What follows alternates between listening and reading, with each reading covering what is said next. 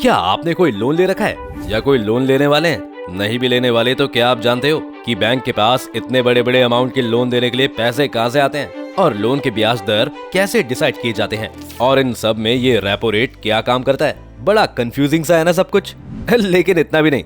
आज की ये वीडियो हमने इसलिए बनाई है कि सिर्फ कॉमर्स जगत के विद्वानों के अलावा भी आम आदमी अपनी जिंदगी में अहम रोल अदा करने वाले रेपो रेट के बारे में जानकारी रखे। आइए आपको बताएं कि आखिर ये रेपो रेट नाम की बला क्या है।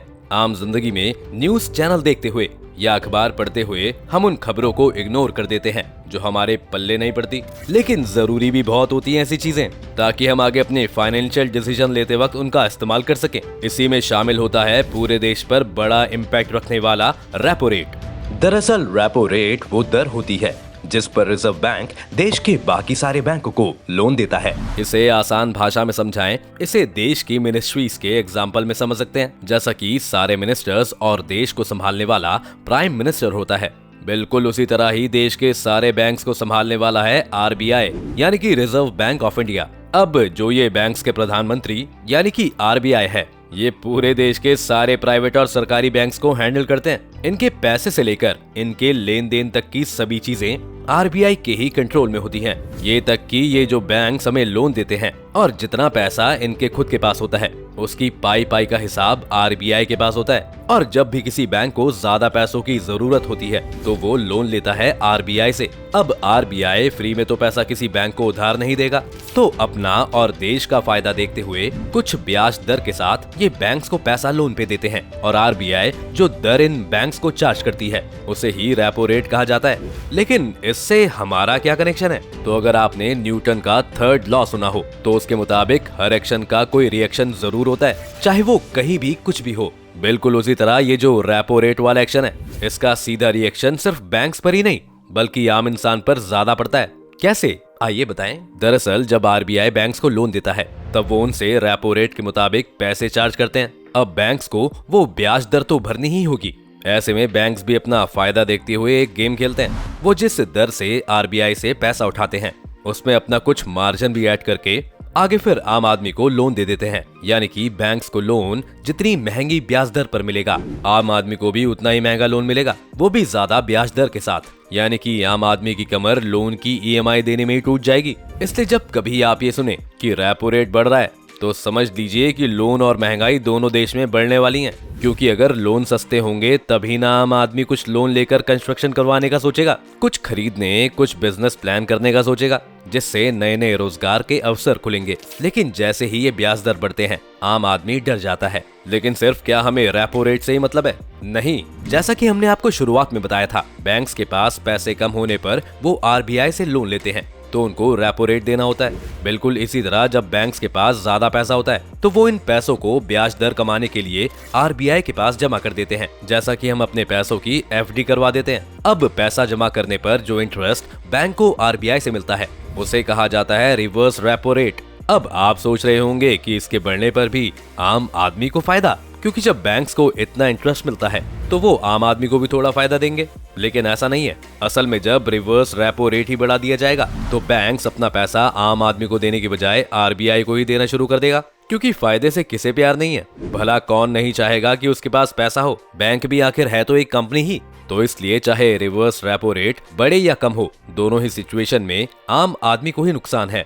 तो बेहतर यही है कि ये रेपो रेट ना तो कम हो ना ही ज्यादा, ताकि बैलेंस बना रहे। अब क्योंकि रिवर्स रेपो रेट बाजारों में नकदी की लिक्विडिटी को कंट्रोल करने के लिए ही जारी किया गया है, तो ये इसी काम के लिए रहे तभी बेहतर है। आप पर कैसे असर डालता है रिवर्स रेपो? जब बाजार में नकदी की उपलब्धता बढ़ जाती है तो महंगाई बढ़ने की संभावना बढ़ जाती है। ऐसे में आरबीआई रिवर्स रेपो रेट बढ़ा देता है ताकि बैंक ब्याज कमाने के चक्कर में अपनी रकम को आरबीआई के पास जमा कर दें। इस तरह बैंकों के पास बाजार में बांटने के लिए कम रकम रह जाती है।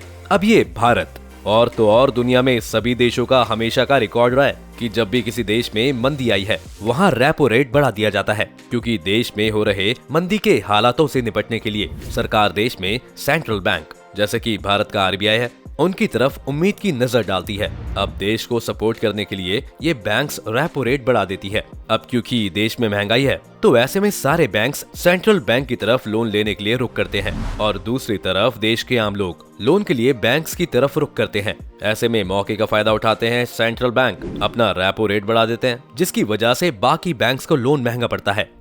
अब ये रेपो रेट कवर करने के लिए बैंक्स लोगों को महंगा लोन देते हैं, यानी ज्यादा ब्याज दर में, और मंदी के चलते लोगों को लोन्स भी लेने पड़ते हैं। अब इस पूरे प्रोसेस में देश के सेंट्रल बैंक को सबसे ज्यादा मुनाफा होता है, जिससे मंदी से उभरने में मदद मिलती है।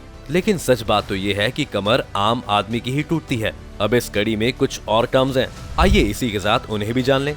कैश रिजर्व रेशियो या CRR। जब हर बैंक अपने टोटल कैश का कुछ हिस्सा रिजर्व बैंक के पास रखता है तो उसे CRR कहा जाता है। ये बाजार में कैश फ्लो को कंट्रोल रखने का एक टूल है और बैंक की स्टेबिलिटी और जरूरतों को पूरा करने के लिए जरूरी भी है। RBI के पास रखा गया नगद रिजर्व ये एश्योर करता है कि बैंक को अपने कस्टमर्स की मांगों को पूरा करने के लिए नकदी की कमी से ना परेशान होना पड़े। CRR का आप पर क्या असर पड़ता है? अगर CRR बढ़ता है तो बैंकों को अपनी पूंजी का बड़ा हिस्सा भारतीय रिजर्व बैंक के पास रखना होता है। ऐसे में अब बैंकों के पास कस्टमर्स को कर्ज देने के लिए कम रकम रह जाएगी, यानी आम आदमी को लोन देने के लिए बैंकों के पास पैसा कम होगा।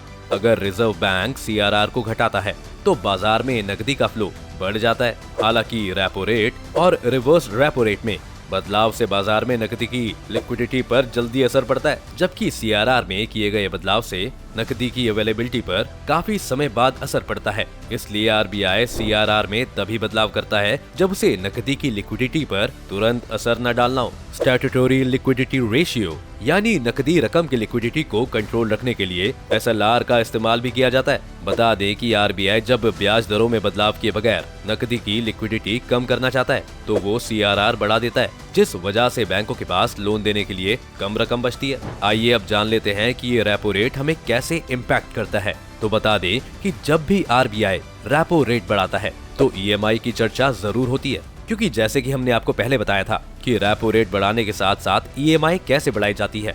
अब रेपो रेट के अलावा हमने आपको CRR और रिवर्स रेपो रेट के बारे में बताया। तो जब भी RBI इनमें से किसी में भी कोई बदलाव करता है तो इसका असर आपके जीवन पर भी पड़ता है।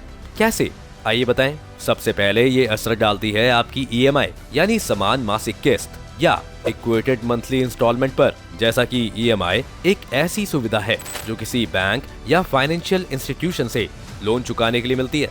आजकल तो कार से लेकर कपड़े तक सब आप EMI पर खरीद सकते हैं। सरल शब्दों में समझाएं तो जब भी हम अपनी किसी जरूरत के लिए home loan, car loan, personal loan या किसी भी तरह का लोन बैंक या किसी फाइनेंशियल इंस्टीट्यूशन से लेते हैं तो बैंक उस लोन को स्पेशल इंटरेस्ट रेट के साथ तय किए गए समय सीमा के अंदर अंदर किस्तों में चुकाने की परमिशन देता है।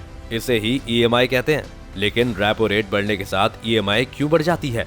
दरअसल रेपो रेट एक तरह का बेंचमार्क होता है जिसके आधार पर अन्य बैंक आम लोगों को दिए जाने वाले लोन के इंटरेस्ट रेट को डिसाइड करते हैं। जब रेपो रेट बढ़ता है तो बैंक को कर्ज ज्यादा ब्याज दर पर मिलता है। ऐसे में बैंक आम आदमी के लिए भी होम लोन, कार लोन और पर्सनल लोन की ब्याज दर को बढ़ा देती है और इसका असर EMI पर पड़ता है, यानी रेपो रेट बढ़ने के साथ EMI भी बढ़ जाती है। अगर आज हम भारत में रेपो रेट की बात करें तो सितंबर 2022 में जारी किए गए आंकड़ों के अनुसार रेपो रेट में 50 बेसिस पॉइंट्स की बढ़ोतरी की गई, जो कि 5.40% से बढ़कर 5.90 हो गई है, जबकि रिवर्स रेपो रेट 3.35% थी। दोस्तों, अगर आपको हमारी आज की वीडियो इन्फॉर्मेटिव लगी हो तो हमें कमेंट सेक्शन में कमेंट करके जरूर बताएं। आपको हमारी वीडियो पसंद आई हो तो इसे लाइक और शेयर जरूर करें। और अगर आप इस चैनल पर नए हैं या आपने अभी तक चैनल को सब्सक्राइब नहीं किया है तो चैनल को